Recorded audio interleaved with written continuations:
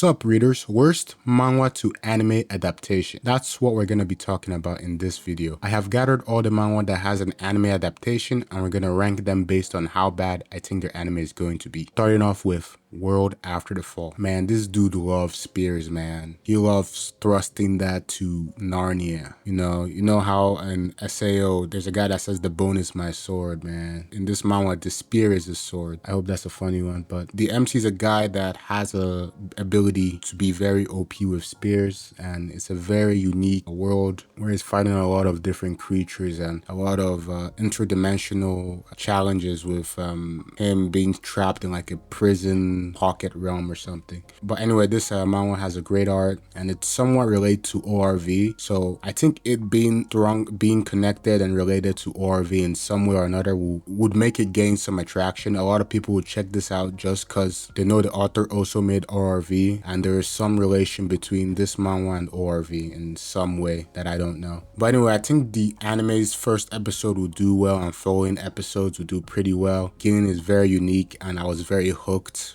in the beginning of this manhwa, so it will get a lot of hype. But there is one issue with this manhwa, and that it's very confusing. A lot of readers have had this issue where they just can't follow the story anymore due to its pretty confusing nature with how the story is being told. Like, what's the end goal of all this spear thrusting is doing? Because there's a lot of loops and conflicts that just don't piece together. But apart from its confusing nature, if you can follow it very well despite its confusing nature, you would pretty enjoy it. But that confusing nature throws people off midway in the series. It threw me off, that's why I dropped it actually. So it will get a lot of hype. Tomb Raider King. I think this is the worst manhwa that is getting an anime adaptation just because of its repetitive nature. Tomb Raider King is one of the manhwas that made me notice how some manhwas just like to cycle stuff. They just cycle like a series of events just to keep milling chapters. And Tomb Raider King is the biggest culprit of it. Unordinary does the same thing, and another manhwa I'll talk about also does the same thing. But Tomb Raider King is one of the first that I've noticed that repetitive nature, and it does it a lot midway of the series.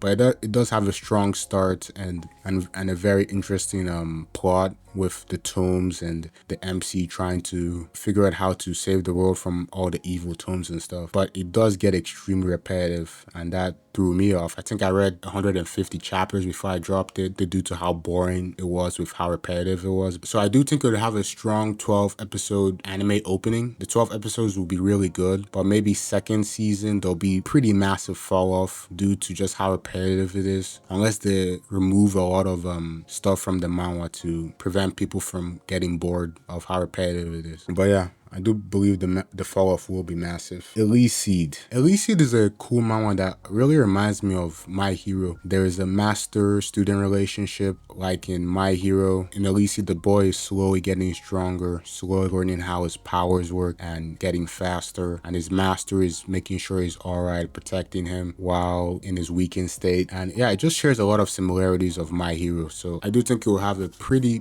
big fan base. A lot of guys and girls would enjoy this manhwa, and the fights are pretty good. It's a pretty well made manhwa with a lot of good progression, good story arcs with the MC learning how to use his powers more and fighting people. Yeah, I do believe it will get some hype, but I will say it does feel a little slow sometimes. The Boxer. Now I've noticed The Boxer is in a very small niche, the sports genre. In the sports genre, the only anime I know is actually Blue Lock. And I don't even know any sports manhwa popular than Blue Lock right now. So the sports genre is pretty small. So The Boxer will pretty much shine right through and become a pretty big hit. It's boxing manhwa about an MC that has a lot of serious issues that he has to work his way through to become a better person. And there's a really complex and intricate story that is told through boxing. There's a lot of interesting characters, a lot of interesting arcs, and yeah, I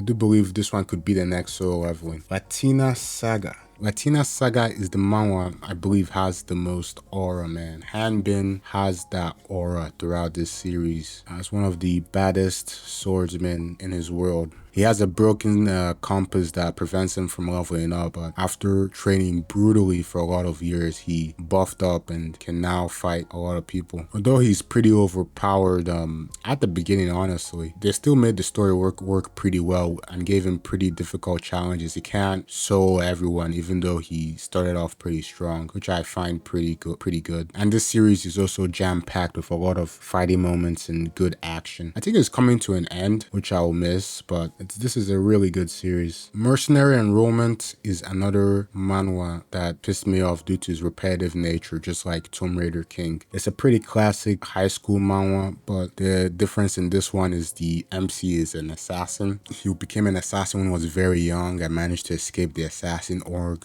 but the assassin org wants to bring him back or something, so he still needs to use his assassin abilities to still assassinate some people, which was pretty cool. I liked its beginning very well, but I do feel like there's just a repetitive nature of just him trying to be in school, then a random thing would come up, and then we'd go on a mission, finish the mission, and then go back to school, and then a random assassin thing comes up, and it's just this back and forth with the plot going nowhere. So I do find the hype pretty weird. There's some hype about this manhwa, Mercenary Enrollment, but I don't really see it. It was a pretty generic high school manhwa to me with a pretty unique beginning, but it's definitely drawn out. It should have ended already. I hate manhwas that don't want to end. You don't need to be 500 chapters. You don't need to be Tower of God. You could have definitely ended in 200 chapters. So it's gonna be another one that I feel like it would have a pretty strong 12 episode start, but maybe second season or whatever, there'll just be a massive fall off. ORV is definitely in the next solo leveling range. It has very complex world building, complex story, which solo leveling lacked, so it'll probably surpass solo leveling. And yeah, just a pretty big fan base to appreciate this story. So it will definitely be talked about when the anime comes out and hyped to the moon. I don't think I need to glaze this series that much, but it's pretty well made, and I'm stacking chapters, so I did forget a bit, but yeah, it's a long read, this manhwa. Terror Man is a pretty good one. I really enjoyed this one from beginning to end. It's a completed story about a boy who learns how to use his psychic abilities to fight the opposition he's coming against, and it really just shows him growing from being a boy to a man and learning to use his powers to fight for what he believes in. So yeah, just a pretty well-rounded story. I really enjoyed the art style in this one. That's why I really like it